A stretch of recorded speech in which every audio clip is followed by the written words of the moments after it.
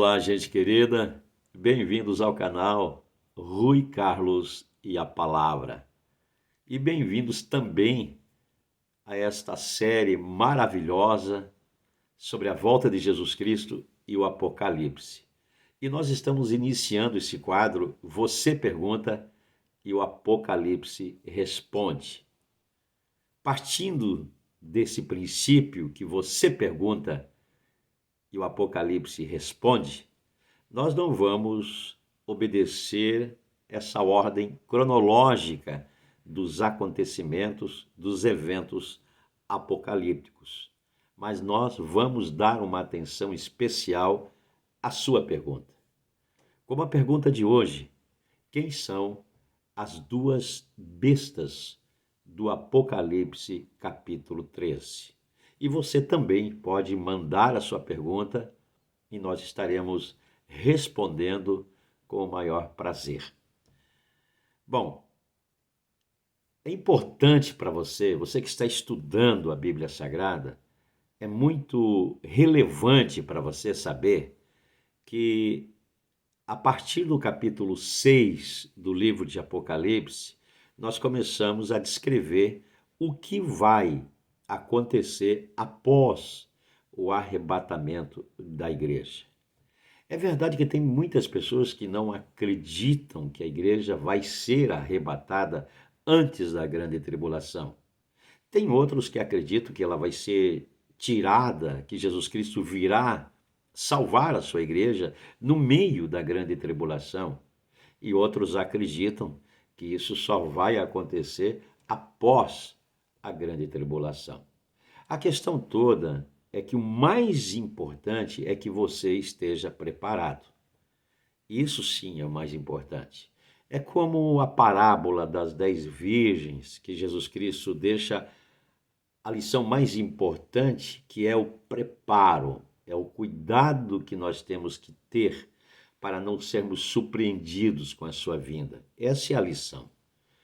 Ou seja, Jesus Cristo deixa claro que o mais importante é o azeite, é o preparo, é o cuidado para não sermos pegos de surpresa. Mas nós, na Assembleia de Deus, nós temos a nossa própria teologia, baseada nas Escrituras.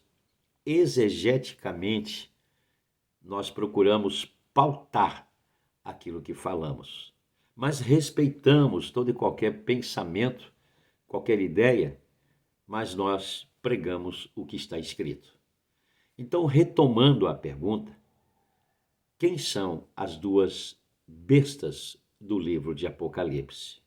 A igreja já foi arrebatada. A igreja não estará mais aqui nesse período. Esse período nada mais é do que o período de grande tribulação, conforme Daniel capítulo 9, verso 24 ao 27. Tribulação, juízo sobre a terra, onde estará trazendo punição aos judeus e a todos aqueles que negaram a Jesus Cristo. E nesse período da grande tribulação, vai haver esse surgimento da besta. Aí você pergunta, mas por que besta?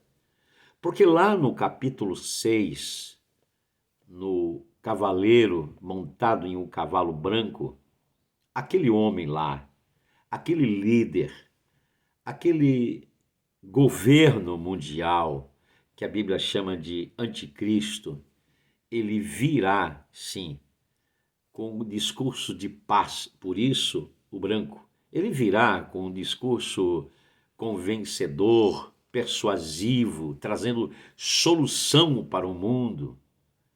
Mas a Bíblia diz que depois de 3 anos e meio de paz, ele quebra esse acordo com as nações, rompe esse contrato, e então o mundo começa agora a perceber o caráter desse homem, e a Bíblia descreve ele agora como a besta.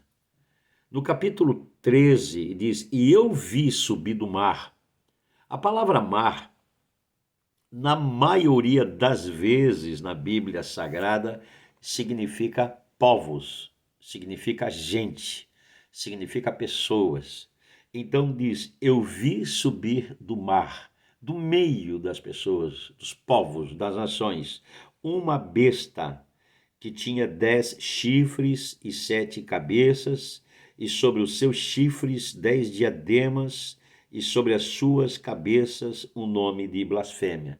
Está falando de uma besta que tinha muita autoridade, muita influência sobre as nações, sobre o mundo, e tinha um nome de blasfêmia. Aqui está falando da besta, o líder político não religioso, aquele que vai dominar o mundo com o seu discurso.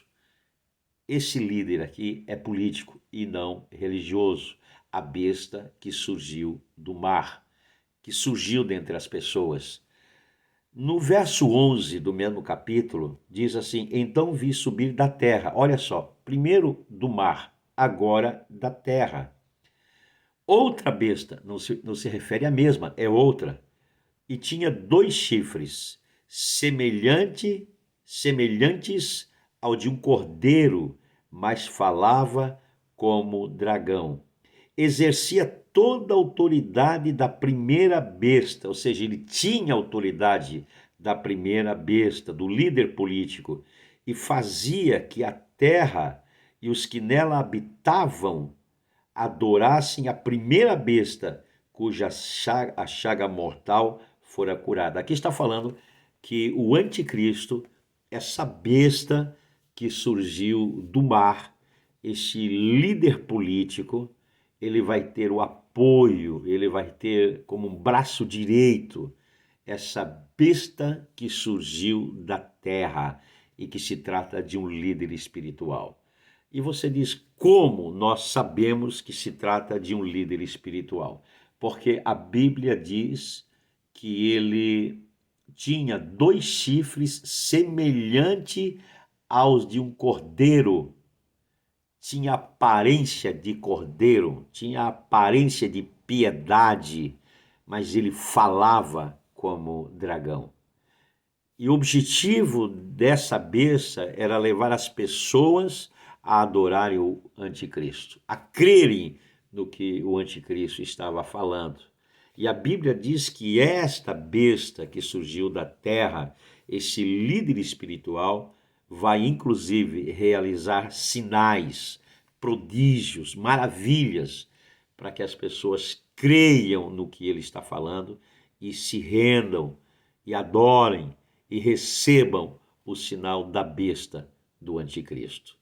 Então essas 2 bestas do Apocalipse 13, na verdade são 2 personagens que trabalham de mãos dadas, o líder político e o líder religioso. É importante para você, é importante para nós sabermos disso. No entanto, nós não estamos aqui para querer saber, conhecer, muito menos passar por essa experiência